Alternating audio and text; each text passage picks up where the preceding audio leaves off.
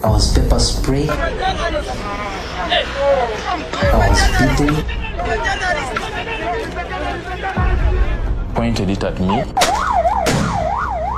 Very many journalists were beaten. Caned.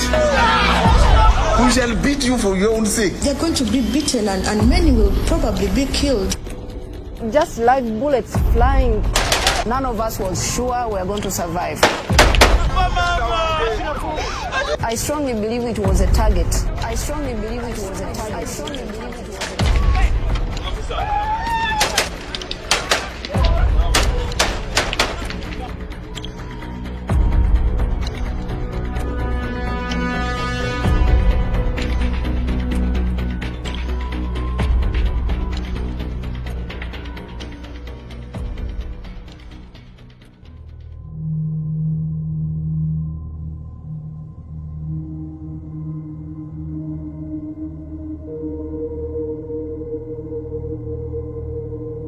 The two main candidates for the Ugandan presidency. Today we look ahead to January the 14th and Uganda's presidential election. The government faces protests and widespread condemnation.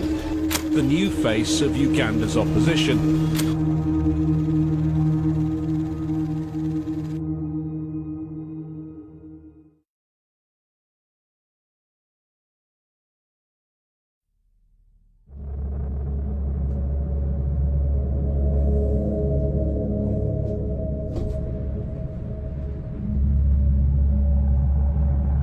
I was assigned to join the campaign trail of the National Unity Platform flag bearer, Robert Kyagulanyi Ssentamu. From start, we just knew we were heading for the worst, because as he was moving from Kampala, moving through Luwero, going to Arua, I just imagine it's not going to be like the normal campaigns. It wasn't business as usual. I joined the trail 2 days after it had started. We found the team had already left Lira and Gulu, so they were coming towards Teso sub-region, and particularly we found them in Katakwi.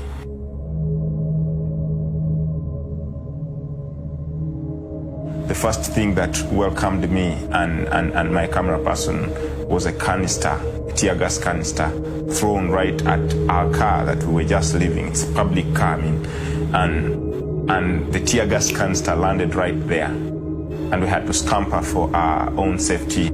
The sounds of tear gas, the sounds of the bullets. It was my first time coming across this explosive. Is it called the sound bomb? That was really something that scared me for the months, 2.5 months that I was on the campaign trail. There was no single day we did not inhale tear gas. There was no single day I did not hear a bullet. There's no single day I did not hear a tear gas canister.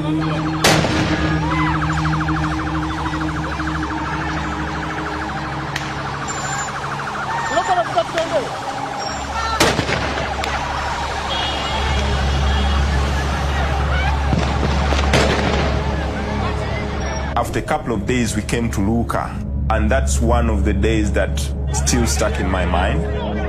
I saw real confrontation and brutality. During that operation, I realized being a journalist on the trail of the National Unity Platform was really a tough one.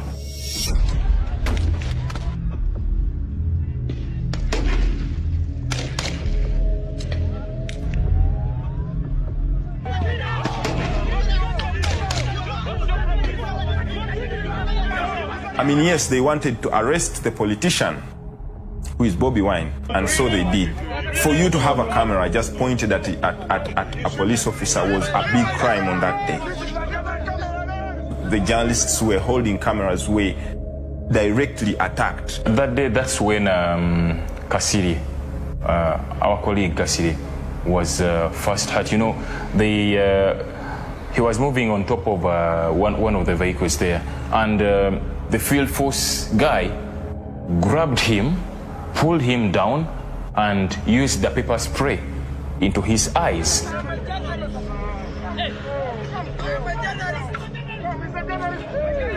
My eyes were already irritating. So I told all of them that I'm a journalist. You guys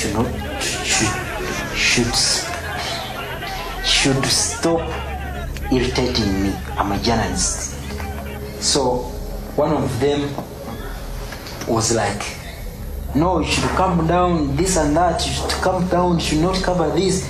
Then another one came and started stabbing me in the stomach.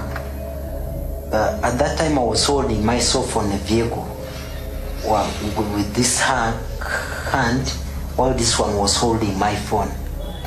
So one other guy, one of the bodyguards said, Ashraf, give me that phone, you can't hold it anymore. I gave him the phone. I started holding, I continued holding myself on the vehicle. Then another one came and started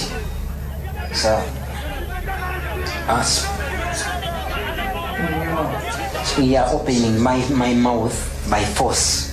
I continued tying it, is that right? Tying it right, as in something like that. So, but the guy was so strong. He opened it and another person came and sprayed tear gas into my mouth. So by that time I couldn't understand anything. So the guy was like, when he sprayed in my mouth, I locked up my what's that? This thing. Your throat. Yeah, I so that I don't swallow the stuff. But someone was hitting me in the stomach hard, until I opened my throat and I swallowed the stuff. By that time I couldn't understand anything. By that time I think. So that's when, of course I was hearing everything that was going on, but I couldn't understand anything because I couldn't see anything. And also I was struggling inside my stomach. I thought something was eating up my intestines. And by that time the police officers left me and I pulled off this what is it called? Helmet. Yes, thank you. I pulled it off and threw it away and someone carried me. Yeah. Some guy took me in one of the hospitals that was there. They tried to take care of me, but of course it wasn't possible because there were no hospital. There were no what's that? There were no medicines, and some other guy called Sempebwa came and brought his car, and they brought me to Ginger. So the doctor was like, these guys had taken you to what's that called? Cells?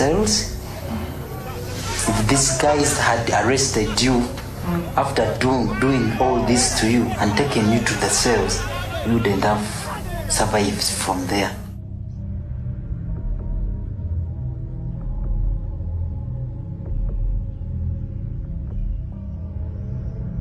On 27th December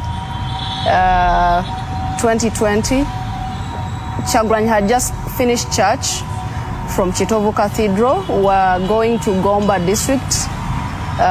Unfortunately, when we were just exiting Masaka town, there was a very big roadblock involving the police, the army. So the deployment was really heavy and the roadblock was very huge. We came out of our cars, we held our cameras, everyone put on their bulletproof vests, written on well-branded press. Everyone held anything that could identify them as journalists. So because we knew that was a time when police would not be very, very quick to identify who a journalist is from the common people. And so you needed something that would put you, would identify you easily. Ashraf was live streaming all the events that would happen to Kyagulanyi. Unfortunately, on that day, Ashraf was hit. Up to now, I don't understand whether it was a rubber bullet or it was a tear gas canister, but really it was traumatizing for me. That was my worst experience. I saw with my eyes Enoch Abaini stretching his hand with a tear gas, either a tear gas canister or a bullet, a rubber bullet, stretched his hand and aimed at Ashraf from close range, hit him on the head.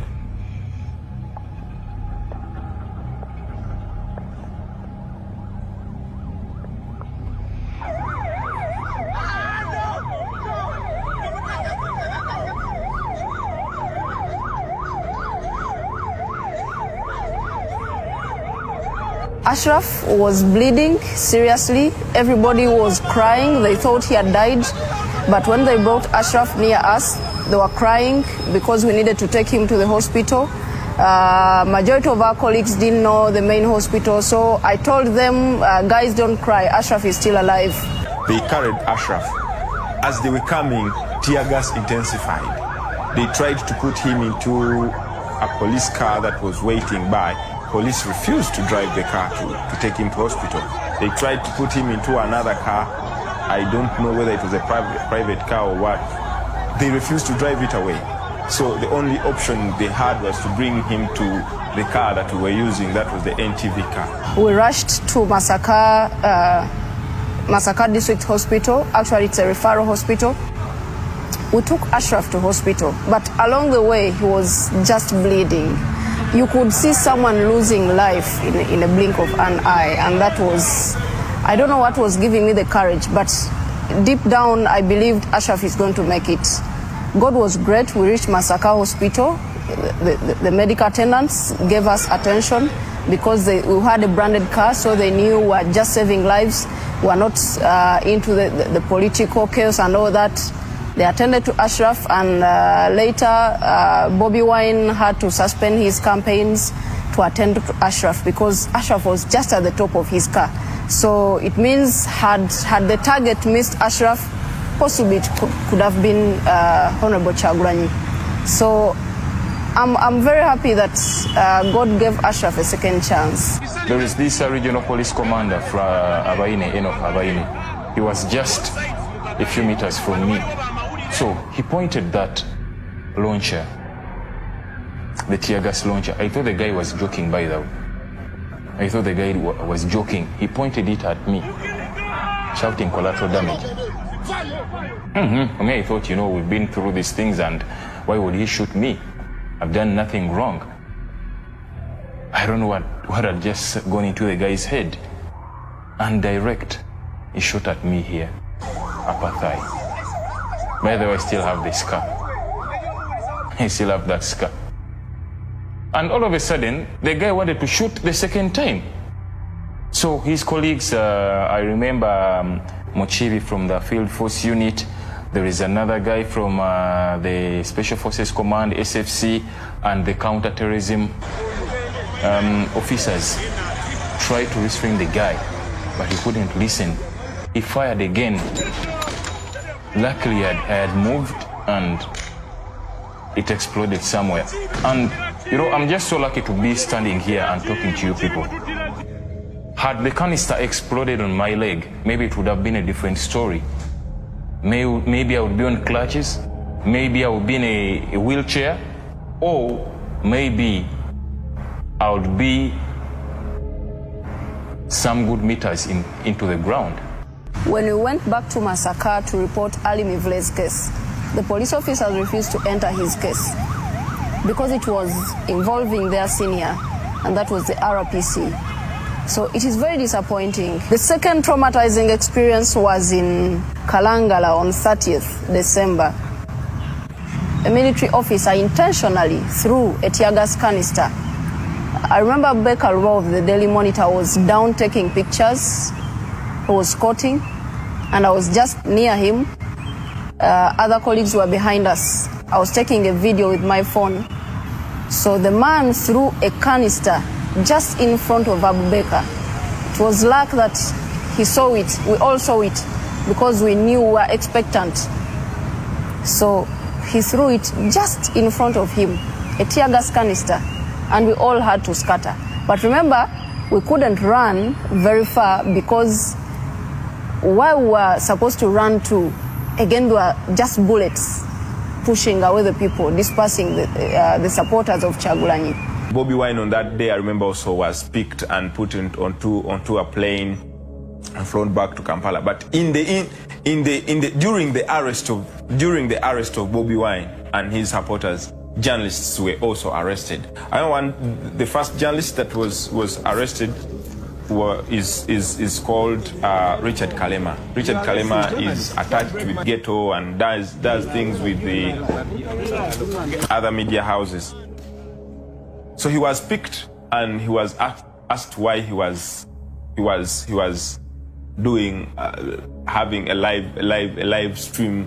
He was live streaming the whole event and how issues were happening. 5 armed military men came and picked me. When they picked me, well, I wasn't shaken. Like I was just expectant because it was about picking whoever.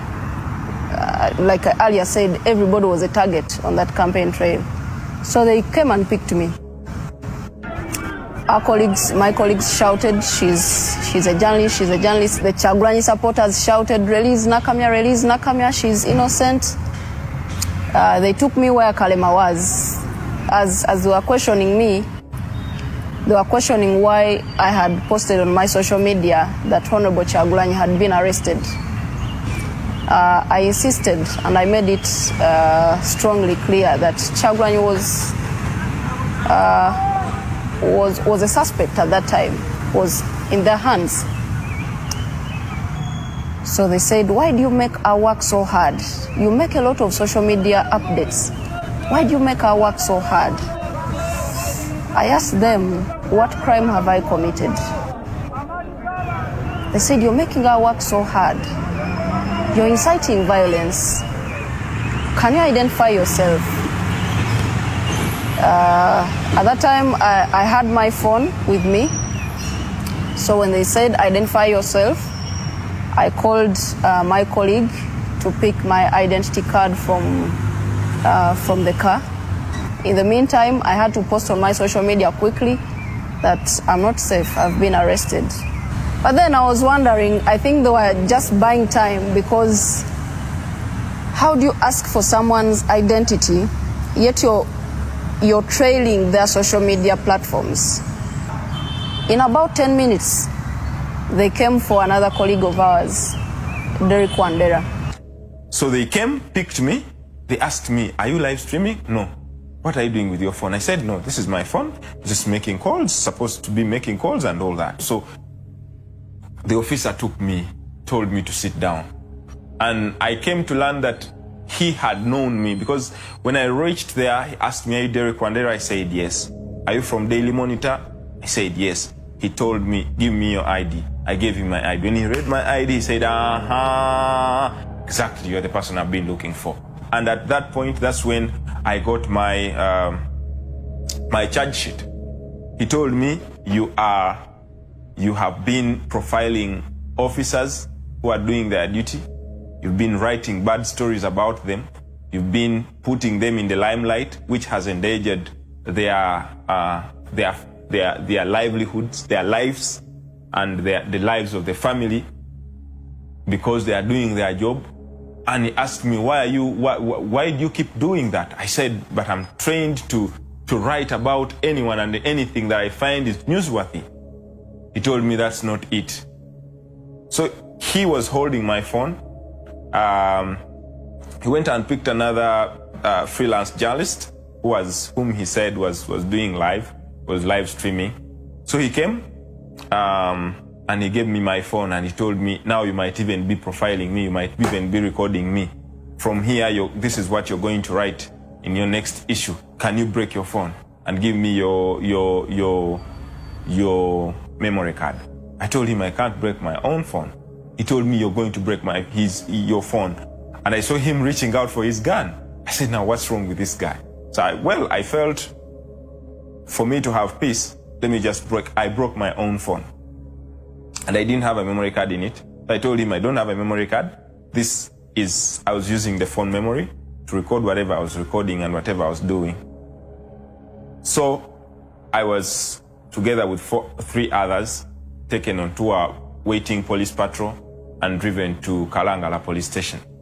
I spent there about 4 hours, but those 4 hours were like 2 years in my head. So I went, that room, I remember it was about 13 by 12 decimals. Very small room, but we were packed there more than 30 of us. You could hardly breathe. And just next to where I was seated was an open toilet that could not flush, an open toilet that was going where people were going each and every minute. It was a very, very bad scenario for me. And my crime was, and I came to know, doing my job.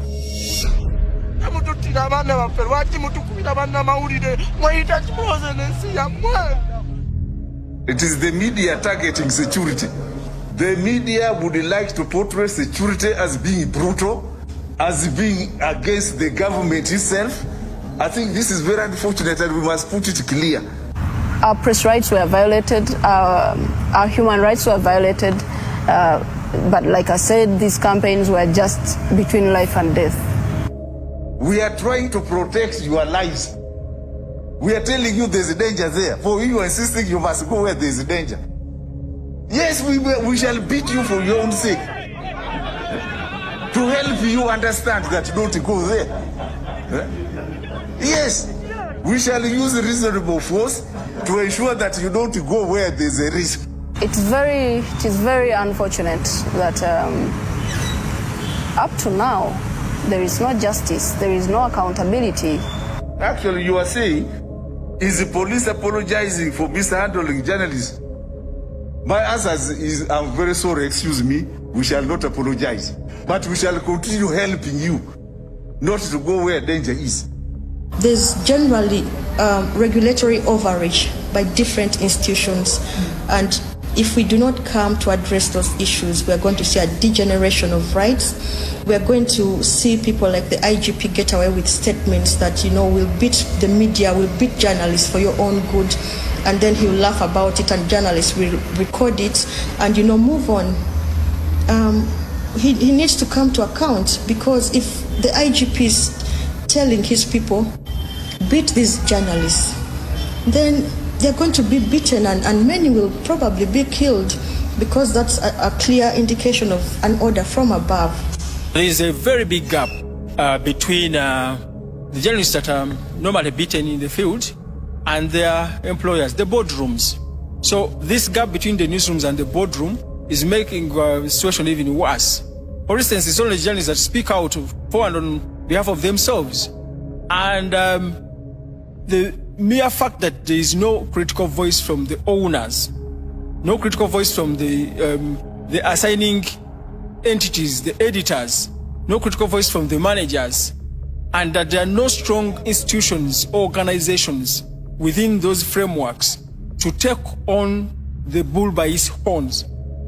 We still see a lot of these things happening until the editors, the managers, and the owners woke up to their realization of their task, to say that they are into the media, they have massively invested in there, and they must strictly and strongly come out to defend this space called press freedom.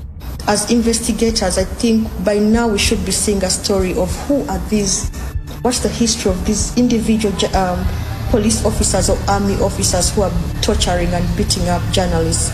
If we start to isolate those individuals, then perhaps it will send a message to the rest of the army officers and the police officers and security agencies. So it's very interesting that in a group it's easy for you to break the law, but when you're identified as an individual and we take you through the process of the law and then you're held to account, we attach your property, everything that you own is sold to compensate the journalist, then we'll start to see appreciation of the role of media by these security officers. And I think going forward, we should start a conversation where we entrench media rights within the police curriculum. I don't know what prompted the IGP to say such words, because you can't tell me, you know, we are a friendly force. We are called friendly force, the journalists and the police. You can't treat a friendly force like that. There was no justification whatsoever to beat us up. If by now no one has been arrested for torturing us, not me only, Kato or Busoga was arrested, was tortured, Chitimbo Thomas was tortured, very many people were tortured. No police officer has been arrested. And even when we call upon the government to do that, they don't even respond to you. We want to call upon the IGP that really you shouldn't go down in history as someone who set up this precedent. Trust me, most people couldn't come and cover in the camp of the National Unity Platform. People were fearing because of what they were seeing on TV. Bullets, tear gas. And after the massacre incident, most of the guys couldn't dare to come and cover. So it sets a very, very bad precedent to the journalists, most especially those that are covering opposition. You cannot tell me there is any difference between the war in Central African Republic, between the wars we've been watching in South Sudan and the campaign trail of Honorable Kyagulanyi. I don't think there is any difference. So, no, I don't think I can cover any other presidential campaign. After that, I started getting calls, people looking for me, people saying, we know where you are, we are coming for you, you should stop. So that has affected me in especially my personal security and the security of my family. We are not enemies of the state. We are just doing our job, and don't kill the messenger. It is not very late for the media in Uganda to rise up. These police officers and army officers who have gone on to torture journalists one day pay for it. The journalists are very determined to pursue justice. I really make an appeal to the judiciary to play their custodial role of explaining justice to the journalists, because all they have is running to court. They don't have the coercive arms of government. They only can run to pursue justice in the judicial courts in Uganda. We hope that will happen.